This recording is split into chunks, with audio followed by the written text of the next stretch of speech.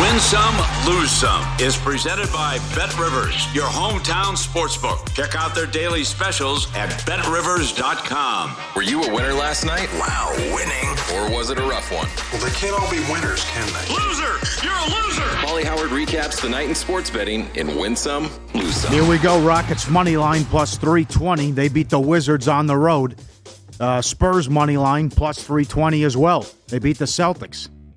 Well, come on, Boston. I guess this is it. They're just a 500 team, right? Nets Pacers over 218 up to 224.5. More on that game coming up. 129 to 121. Raptors do it again from 8.5 down to 2.5. COVID issues with the Bucks, and the Raptors win on the road. East Tennessee State VMI over 142 up to 147, 80 to 79. Temple money line. They were 11-point dogs. They were plus 450 and beat UCF. In the Heat plus 1. Went off a 2.5-point favorite in Portland, and they got the job done. Subscribe, be part of the team, VSiN.com for our radio and podcast friends. This black lab here is having a lot of fun, and he's excited, and he's jumping up like a kangaroo. I mean, look at the hang time here. She's opening up to give him some treats and snacks, and he goes, he can't wait to have some. Look at this. Over and over. It's on a loop. Just going up and up and up. Non-stop with the energy. He's right. Getting a good 3.5 feet in the air. He is. That's awesome. Very good. And just your typical orangutan driving a golf cart, driving John Voight's car. Look at him. Got the hand up, piece of cake. It's like Maurice, Planet of the Apes. Look at the pot belly, too. Look at him. He's got it the whole time. It's like Jordan. My dog. Hands on the wheel. He's got to look at him. What do you think he's doing with the left hand? He's got it up on the top there. Just cruising. This should be like a caption. What's he doing with the left hand? I think like blowhorn. Middle finger? Look at me or middle finger. Yeah, going past. Yeah, he walked back. It was a tiger. Was that a tiger? He walked driving past the zoo. He's got. Now, please tell me he hooked up this camera as well. Now he's going to go tweet about this afterwards. Yes. That'd be even better. Oh, man. And the rabbit. Look at this. So good. The rabbit eats the snowman, eats the carrot here with the snowman, with the nose. Comes right in. Okay. Walks right up. A little hungry. A little snack. Give me that. Piece of cake. Imagine you wake up and you get to see that. Yeah. That is awesome. Lose some. Wizards Rockets over. 224 up to 230.5. 114 to 111. Nuggets from 5.5 down to pick. Lost by 6. At home to the Jazz. You see Joker last night? He had like 26, 21, and 11. See Curry? Awful night. Worst back-to-back performances of his career. And Durant had 39 last night, so all right. Okay, yeah, and one here. This is a lose some with the dog videos. This is, they were excited to go out. I can't blame them. My dogs love to go outside with it. Oh, no. They go through the doggy door at the same time, and the thing broke. They ran right through the door. Oh, man. That is good. Bad beats. Iowa State lane 5. They're up 7. 5 seconds left. Coming down. Texas Tech. They kiss. They bank in a 3 at the buzzer from in between the 3-point line and half court. Texas Tech loses by 4. This was a moose. Did you see this? The Pacers were catching 7 or 8. They're up 19 points. They're up 13 at the half. They were outscored by 15 in the fourth quarter. Lance Stevenson went off early. This was at home. They outscored by 15 in the fourth quarter. The Nets win by 8. Oh, the Pacers, they were controlling the entire game. Yeah. They led the entire way. Yeah. I think our buddy Indy Jeff was there. He was going nuts because Stevenson had 22 in the first quarter. Can't believe it. How do you not get the money there? You're up 19 at home. Stevenson on fire, place is electric, and you can't even get the money. And depending on what if you grab 7 or 8, you even lost. Oilers, plus a goal and a half. The Maple Leafs, empty net goal with 15 seconds left to cover the puck line. That's what, 11 of 13 the Oilers have lost now? And you had Toronto in regulation. Yep. My God. Win some, lose some, presented by Bet Rivers, your hometown book. Log in each Thursday, get a 20% profit boost on college basketball. Learn more at betrivers.com. So here's the bad beat that I had last night in the NBA. I noticed that Fred VanVleet's points prop last night was 21.5. Okay. So the kid's been on fire lately. Going back, points scored since December 14th.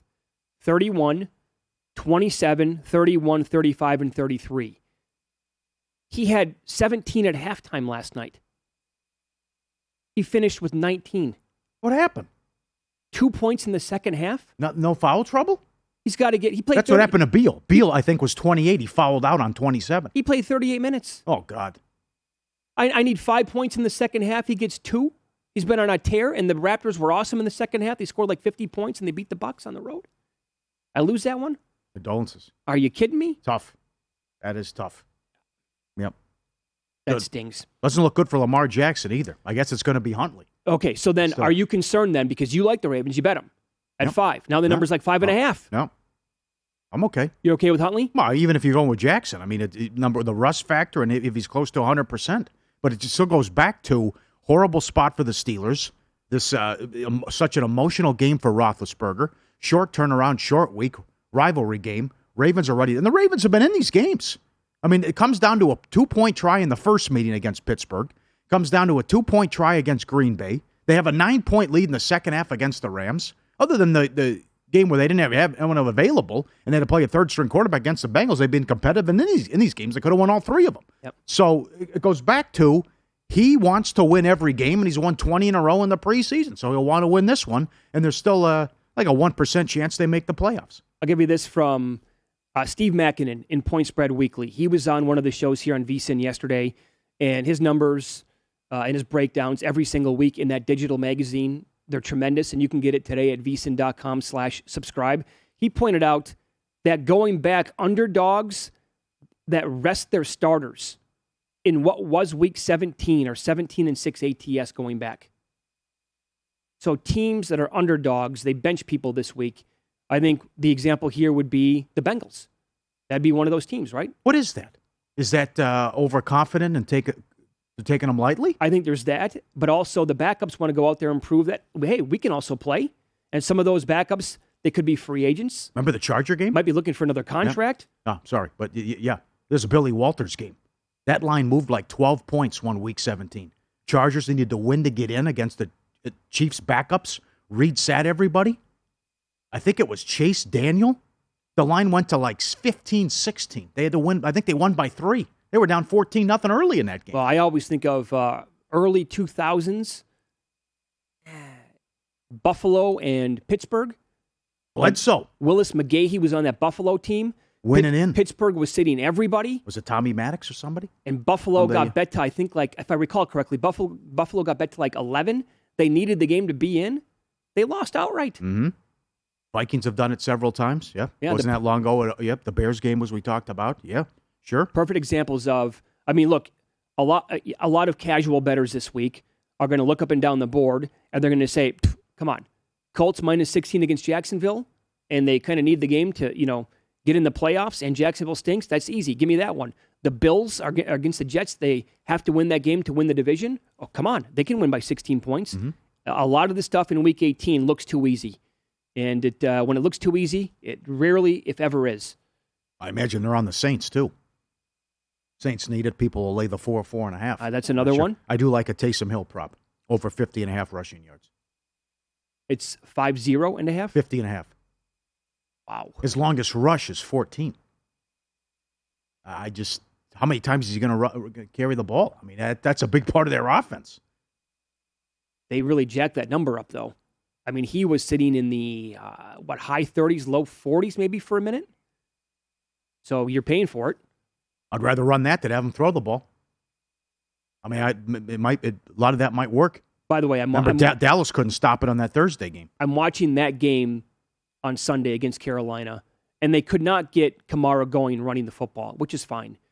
But every time they threw him the ball, it felt like something big was about to happen. I'm just thinking to myself, how do you, every play should go to Kamara somehow.